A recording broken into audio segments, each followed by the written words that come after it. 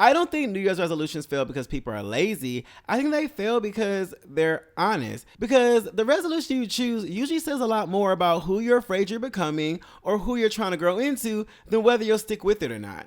And that's really what I want to talk about today. This is your Critical Crush, where we keep it cute, candid, and connected. I'm Theo, and let's get critical. Okay, so it's the start of a new year, and everywhere you see is new year, new me, new body, new mindset, new everything. And at the start of a new year, we always have this added pressure where it makes us feel like we have to have like a new set of goals, this whole transition plan. We have to have all these things we want to achieve. And although that's all good and dandy, a lot of us have the same resolutions every year that we didn't finish. And even though sometimes discipline and consistency is to blame, what if there was another issue that was really preventing you from reaching your goals when it comes to every start of the new year? Because let's be honest, resolutions really are identity signals, and in 2026, I really feel like we need to listen to what those signals are. You know yourself, resolutions are not random. They're more so an identity confession of either somewhere you want to be or something you dislike about yourself. A lot of it comes from like shame and discontent or desires and wants. Now, the thing about this that I feel like trips a lot of people up from achieving their goal is that a lot of people tend to use the shame and the discontent as a way to drive the goal. And when really you should be looking more of it as into the desire and wants aspect, because just like dogs, we react better to positive reinforcement in our life than negative reinforcement. Shame-based goals tend to have more of a negative reinforcement, so they tend to be harder to achieve. But when you look at desire-based goals, they have more of a positive reinforcement and they are a lot easier to achieve. Because when you think about it, especially when it comes to your identity, when you think about like, oh, I really want to lose weight. Now, if you think about it in a way of like, I'm overweight, I'm lazy, this year I gotta get my stuff right, I cannot keep eating junk food all the time, I'm horrible, I'm disgusting. When you view your goal like that, it's very negative based, it's very shame based, so it's gonna be harder to achieve that.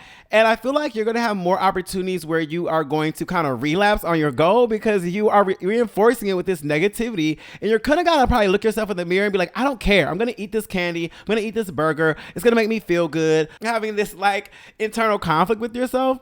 But when you have like a more positive desire-based goal, and this is something I'm learning too, like I am not preaching to y'all, we are hearing this together, this is something I'm learning too, is when you have more of a desire-based goal, something that's more linked to like who you actually want to identify. Especially like if you want to be a healthier person, if you want to lose weight, and if you're like, okay, so for me, if it was like, I really want you, Jay, to be a healthier person. I want you to live a healthier lifestyle. I want you to thrive to be in this more healthier mindset. I feel like already right there, it's sounding more positive. It's sounding more like something that we are excited to achieve. It's something that just comes off more powerful. And I feel like we really have to, for lack of a better word, we sometimes have to mind fuck ourselves to get the goal achieved, to get what we want achieved, and also to just give ourselves grace and to be nicer to ourselves. I feel like we as a society tends to be the hardest on ourselves. We as individuals tend to be the hardest on ourselves. And I feel like when you are really trying to achieve something, you have to give yourself grace, because at the end of the day, sticking to anything is hard. Like it's hard. Like we have to be honest about that. Sticking to any goal long term is hard. Even the best people with the best intentions still have difficulties meeting their goals. So we have to give ourselves grace. We have to reinforce positivity. And it's one of my old therapists used to say, like, we always have to push out those negative future fantasies, those negative thoughts. Those negative thoughts are always going to come into our head. They're always going to tell us you can't do this. You're not good enough. You're not great. What are you thinking? But we have to push those away. And I feel like the best way you can push those away is with those positive thoughts, with that more positive energy. Because there's ways we can speak to ourselves that's more encouraging and not so disparaging. And I really feel like we should be looking at a new year as more of a way to rediscover who we already are, instead of looking at it as like we're this new person, this new beginning, this new everything. Because at the end of the day, you've always been the person that wanted to be more healthy. You always wanted to eat better. And this year is just rediscovering that person, finding that person, connecting with that person, and make sure you are aligned with that person. I think that's how we should look at it. Not so much that this is a new you, because you already were there. You already wanted this. This is not new. but we just have to find a better way to align ourselves with the goals that we want. And like I said, we are going to do this together, okay? This is a partners in crime right now, y'all, because at the end of the day, we all want to reach our goals. So yes, let's think about this more in a rediscovery phase and looking at it more as like we are reconnecting with the person that we always wanted to be and the person we always know we could be. Because if we keep repeating the same resolutions, there's some tension, there's some misalignment, there's something going on. And I feel like that rediscovery component will help find that alignment. And one thing that I've learned that I feel like has really helped me, not even just with resolutions, but just achieving goals and sticking with commitments and sticking with consistency, is that really understanding that the habit, the consistency, the repetition really isn't the goal. The identity is. The identity of what you want to become, or the identity of who you really are, is what the goal is, not the habit, not the repetition. And it really boils down to really changing the questions you ask yourself when you are looking to achieve a goal or start some new game plan to get something done. Don't ask yourself, what do I want to achieve? Ask yourself, who am I trying to be? And the habits and the repetition within that are the proof that you're trying to be that. And if you don't hit that habit every single time, it's not so much punishment. It just allows you to get back on the horse. It allows you to redefine and continue to march towards who you're trying to be. And to give you an example, if I wanted to be a writer, for instance, if my goal in 2026 was to be a writer, it wouldn't just be like, okay, Jay, you have to write a story every week. You have to write a script every week. You have to be submitting your transcripts to publishers every month. It could be more so, okay, I want to be a writer. And what a writer does is they're going to make sure they are reaching out periodically to publishers to make sure their transcripts are being seen so that they potentially can get a book deal. There's somebody who's going to jot down their ideas when they have an idea fresh in their mind in their notes in their iPhone. They're going to keep a journal by their nightstand so anytime they have an idea or story, they can grab it and go. A writer is somebody that goes to coffee shops during the week, using that time to really zone in on their MacBook and type and write and get inspiration. A writer is somebody that may watch a movie or read a new book every week to see how other writers and how other storytellers tell stories and how I can find that connection. I feel like that's the identity of a writer, and I feel like that's more how we should be looking at our goals. What does that person do? How do I align with that? Then always having these rigid habits that you have to stick to, so then if you don't stick to them, then you're a failure. I definitely have certain goals and certain habits and certain things that I want to stick to with all of my goals. But the thing about having like specific goals being like, I want to lose weight. I have to lose 30 pounds by March. And then if you don't lose those 30 pounds, then you feel like a failure. Then you feel like, oh, I didn't hit my resolution. And now it's like, now we got to start over. If you do have a slip up and have a bad day, or you have a bad cheat day, then you're more like, okay, you know what? A health conscious person would acknowledge that they messed up, but they would get back on that horse tomorrow. They would go to the gym. They would make sure their next 3-4 meals are healthy. I feel like that mindset is just so much more easier to keep up with than having these rigid, you must complete this, you must do this philosophy when it comes to your resolutions and your goals. And this is something I learned from reading the book Atomic Habits, one of my favorite books of all time. Like, I know it's very self-helpy and people hate self-help books, but honestly, it was one of my favorite, and I feel like I tell it to all my friends, so I'm telling it to you. Definitely is a great read, but also even just taking this one nugget from it just really changed my life. And it's something even my therapist they also validate this. They say really having more identities change, more of like who you envision yourself to be versus like what you have to get done is a stronger mindset sometimes to actually achieving your goal and staying committed to your goal. So I know that was really advice heavy and self-help heavy. So now I kind of want to talk through this in a way that's kind of more my experience. So let's go ahead and let me talk you through it. So with the idea of your identity, I feel like one thing we have to shift and reframe is literally like how we define a quitter and how we define an achiever. And this is something in my own experience I worked a lot on, because when you look at ending something or deciding not to do something as quitting, as you failed, I feel like it really makes you feel like that you will never achieve your next goal and that you don't deserve to work towards another goal. It just really puts this defeatist mindset in your brain, and I feel like it makes it really difficult for you to feel like you can achieve and you can move forward. And I feel like we really need to reframe quitting as sometime as the tool needed to actually achieve the proper goal, or the tool needed to actually achieve, the alignment that you need to be on. Because for me, I have lived in multiple different cities. I am now living in DC. Prior to this, I lived in Los Angeles for 9 years. Prior to that, I lived in New York, all chasing like a corporate career, all chasing like, I was a buyer for 10 years. Then I went on the sales side, and now I'm kind of back on like the buying e-commerce side of the business.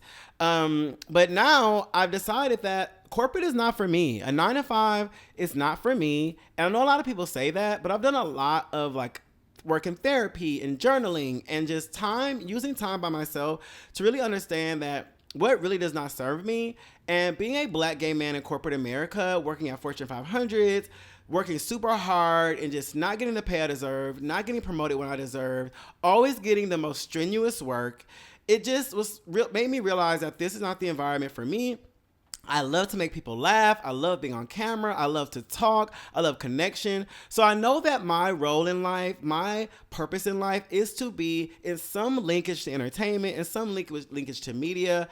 And that is what I'm going to pursue now. I am stepping away from corporate. I am going to step away from that. I'm strongly excited about that. And I'm going to move forward. And I really feel like me understanding that I was misaligned with my career for so long and now finally getting the opportunity to align myself with what I really want to do, I feel like that's going to open the door for me to really achieve what I want to achieve. I've been doing improv for the last almost 10 years, and I am so great at improv. I have improv teachers telling me I'm great at improv. I have actors telling me I'm great at improv. I know that this is something when I make people laugh, when I entertain, this is something that brings me the most joy and the most peace. And that is something that I am not going to apologize for. That is something that I'm not going to stop myself from achieving anymore. And me quitting and letting go of this corporate mindset and these corporate jobs is allowing me to then step into something that I really can achieve. And it also gives me the time to myself that I can really achieve. Now, don't get me wrong. This has been a lot of financial stress. This has also been stress on my family and just really trying to make sure I have the support. But the great thing is I have such great family and friends that are supporting me in this endeavor. And even if you don't, sometimes it's just like you need to make the decision that's best for you. If you need to quit something, or if you need to transition from something, or if you've been doing something for a while, you need to pivot, that is okay, because sometimes that's what's needed to get to the right thing that you actually can achieve, to get to the right alignment that's actually going to get you where you want to be. And hey, it's taken me 34 years to get here. It's taken decades of therapy. It's taken numerous cries and talks with my family. It's taken panic attacks. It's taken all the things, depression. It's taken all these things for me to finally have built an understanding of where I need to be, what I need to quit to move forward. And I think when it comes to achievers versus quitters, when we really think about it, achievers are just people who quit the right things at the right time. They're the ones that just found their alignment sooner. So if you feel like you need to quit something, that's just making you one step closer to achieving. Now, and this is not for people that just quit everything and they never pour their heart into anything. I definitely think there are levels and there's steps to quitting. I also think that you have to give yourself time to really understand if something's right or wrong for you. But a lot of times, in your heart, in your feeling, in your gut, in your intuition, because that's one thing. And if you know, that intuition do not play. It really does fuel you and tell you, and it even makes you physically know what is right or wrong for you. And when I started getting severe panic attacks to the point where I literally was in the fetal position crying because of work, I was like, you know what? This is my body telling me I need to make a change. So sometimes it can be that in your face and that physical, but also I feel like sometimes our gut, sometimes our mind, sometimes our mental just knows when something is right or wrong for us.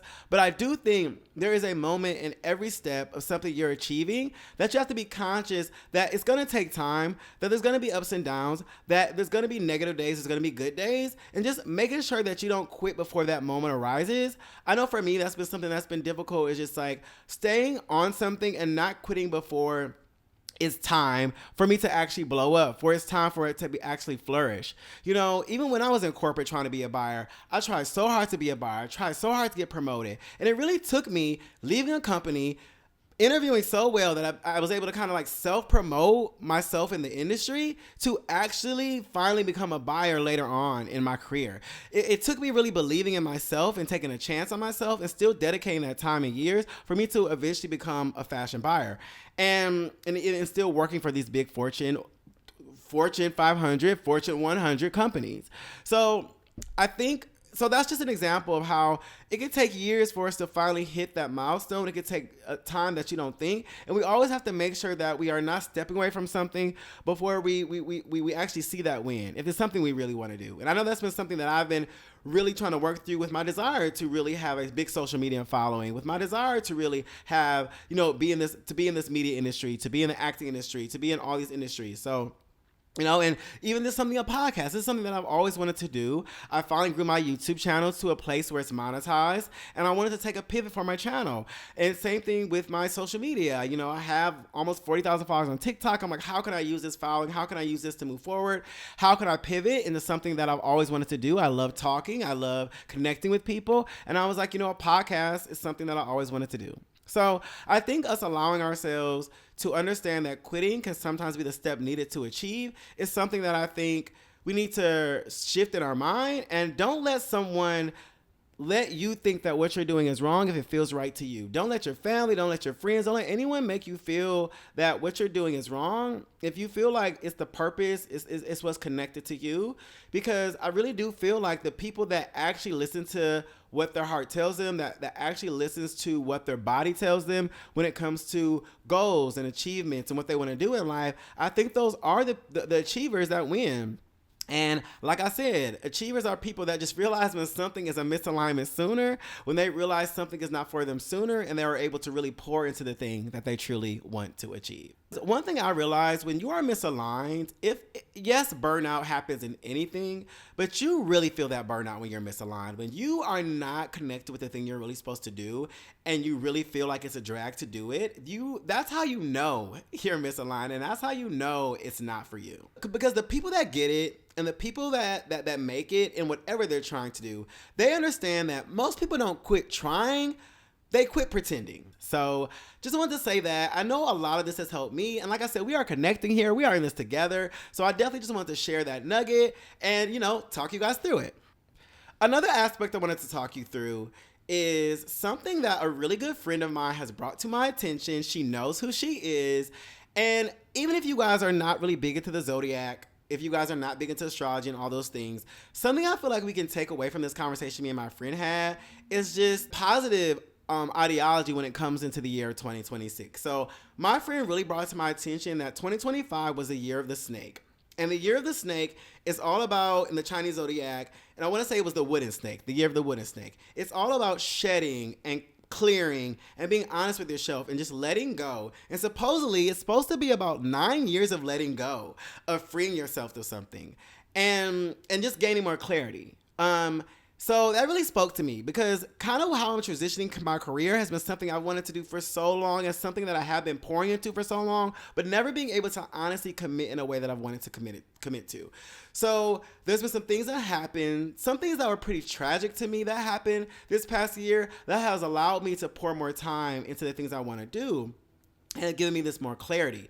And even when it comes to 2025, we all know this has just been a tragic year for so many people, with our government in America and just with the world being the way that it is. It's just been a really rough year. And also, it's just also been a year of just kind of being more true to myself when it comes to friends and family and even just relationships. So I really connected with this when my friend brought this to my attention. And then when you look at year 2026 in the Chinese zodiac, it is the year of the fire horse. And the fire horse is all about motion, courage, momentum, ambition, finally entering the door that you're supposed to enter for this phase of your life. And when I say this is so motivating to me, and like I said, regardless if you vibe with zodiac or not, just the feeling that this offers to me is just so motivating. It's so encouraging, and I challenge anybody to look this up and to dive deep a little bit more about it. But it's definitely encouraged me to just really lean in. It's encouraged me to really feel good about letting go and freeing myself of the things that weren't for me. So if you want some added motivation, I definitely say look up the wooden snake, look up the fire horse, look at what it means as we're going into 2026. You even can get as specific as looking into your zodiac sign and what that means for you.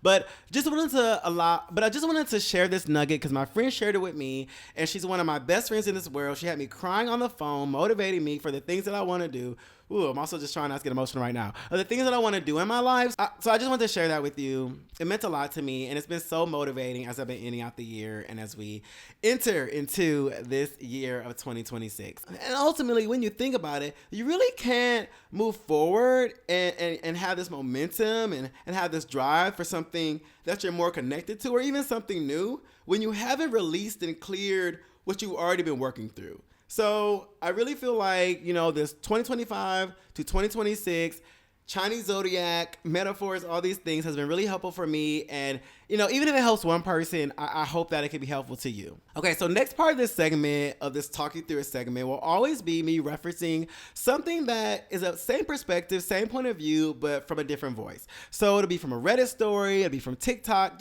where someone else can kind of share a similar vibe to what we're discussing. So I'm a big Reddit fan, and I found this post by this subreddit called Bitches with Taste that is talking about the new year and how they're kind of reshifting their mindset when it comes to resolutions. So I'm going to go ahead and read that Reddit post to you guys. Hi all. I want to share something that I hope might help some others while setting or thinking about New Year's resolutions for 2026, because it truly changed the way I approach it every year now. I'm really ambitious, metric-driven person. I worked in big tech engineering for almost 10 years, and at some point in my life, I started optimizing the heck out of my personal life. I tried to set smart goals, example, reach B1 in Portuguese by end of the year, and while it worked for a few weeks, by March, I was typically stressed out about what I wanted to do, so I forgot about the goals. I thought about better ways of growth for myself and liked having some guidance. I was a people manager for 5+ years and know how much writing down goals actually increases your chances of hitting them. So I switched to intentionally picking one word that guides my whole year instead of strict resolutions. Here are some ideas for words in my past. 2022 was softness, 2023 was balance, 2024 was energy, 2025 was chaos. Long story, but my best year yet. 2026 will be flourish. Throughout the year, I start most days reminding myself about the word and asking myself what word would do. Example, for 2025, I said yes to a lot more things than before and met incredible people, had crazy experiences, and was just more playful and open than previous years. Another great thing about this is you can't fail. If you forget to live with your word for a month, so be it. Start a fresh month or even throughout the day, think about your word to ground yourself back to it. If you're curious, what would be your word and why? So y'all, I thought a lot about this, and my words, I'm going to have two, would be passion and peace. And this has been something that I've really been striving for just in general as a person, is just really being able to get more peace in my life. My career and my jobs have been so stressful, so anxiety driven my entire career. I also was an overachiever in high school. I was valedictorian in high school. I got a full tuition scholarship to college. I was an overachiever in college. So I've just always been this perfect person that's been really high strung, very anal, very anxious, always just worried about deliverables and my output and all of those things. And I just really want to be in a place in my life now where I know what peace is and I'm connected to peace. But I also want to be chasing and really pushing towards my actual passions. So those are my words. So I'm curious, you guys in the comments, you guys listening, definitely think about a word for yourself. I think it's very encouraging, or multiple words. I read in the rest of the thread on some of the comments that people also suggested phrases. So I definitely think there are all ways to keep us motivated and to keep us in the mindset that we're not failing if we misstep a week, if we misstep a month. There's still opportunity for us to course correct and get back on track, and that we are not failing and that we're only human beings. Girl, we are only human in this world, you know? And that leads me to the thought, which really aligns with that book Atomic Habits, is that every small habit is just getting you closer to the person that you truly are and you're going to fully become. So just think of it like that. You may have a misstep, you may have a month that doesn't rock. We all are human, things happen. But if you keep those words in your mind, you keep that phrase in your mind, you keep that mindset going, then I feel like you're just going to stay on that trajectory and you're going to feel confident that you are putting in work to get to where you want to get to. Okay, so now a little palate cleanser. This is something that's going to be a part of each episode to kind of break the ice and also just to show you guys a little bit more about my personality and kind of what really gets me going and what really pisses me off. So this segment is called Crush, Crave, or Crash, and my crush will always be a living thing, primarily a human, but it can be a public figure, it can be someone not famous, somebody that just really has me excited, or I like what they're doing, or just doing their thing. So this week, my crush is Stacey Rush from Real Housewives of Potomac. I have been such a Potomac fan since the beginning, and actually didn't watch all of the season 9 because I was such a Candace fan, and I just really felt like Karen and Candace not being on the show really just took away a fun energy that was a part of the cast. So seeing somebody like Stacey Rush come and catapult to stardom, like she is that girl. She's already gotten some awards, I think, or got called out for being one of the most influential people. Carlos King made her the best reality star of 2025, like award he gives out. So that's just so amazing. Her confidence, her reads that she gives in such a cool tone. She's also from Detroit. I'm a Michigander myself. Seeing her was just such a dope highlight for Potomac, and I really think it's just bringing kind of back Potomac back to where it's been. It's also highlighting the mess of Giselle and Ashley even more. Even though I think they are core members of the cast, I still feel like Stacey just to me is more aligned with somebody like me that would just call out the bullshit. I would call out the BS. I'm sorry, like girl, and if you watch Carlos's King's interview with her, she really dives deep into why she feels like Giselle can do certain things, Ash can do certain things, but when Stacey does it or when Stacey moves a certain way, there's problems, there's issues. So I definitely think you should check out the Carlos King interview. And honestly, the more Carlos does these interviews with the housewives and the reality stars that really are the real stars, really making me even feel more aligned with Carlos King. So I really like this episode. He was really funny in it. She was really funny in it. I feel like definitely go check that out. But yeah, Stacey Rush is definitely my crush of this week.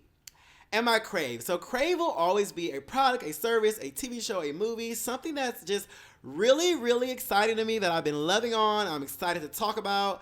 So this week, and if you guys have been following me on any of my other social medias, you know that I'm obsessed with Heated Rivalry. And this past week was the season finale. And y'all, it ate. It had me in my tears. It had me in my feelings. It showed men being vulnerable and talking about trauma in a positive way. They were actively listening. They were vibing with each other. It was just such beautiful scenes. It was so amazing to see on TV. I've been rocking with this since the first episode.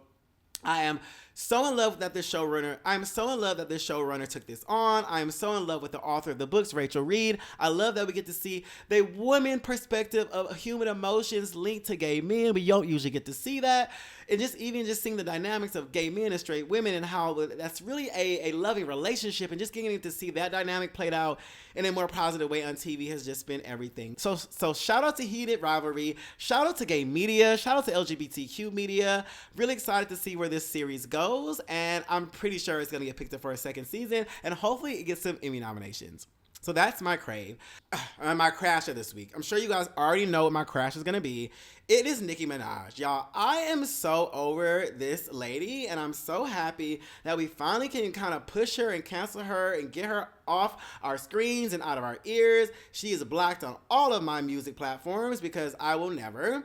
Y'all, I used to be a Nicki fan way back in the day, like Pink Print and prior. And y'all, I just always felt like her energy was just always so negative to other black women that it always was just like a downhill for me. Every year it was just like you beef with every rap girl, you beef with every girl, nothing seems genuine with you. You are a black woman and it doesn't seem like you ride for black people like that. So I've been against Nicki Minaj for a while now, and honestly, I didn't expect to see her go down like this, and I'm not happy for anybody's downfall. But honestly, y'all, I'm happy that I can kind of get her out of my vision. I'm happy that her delusional fans are taking a break from her as well and letting her go be all up under the Republicans and Trump and all that. Enjoy, have fun, Nicki, and goodbye.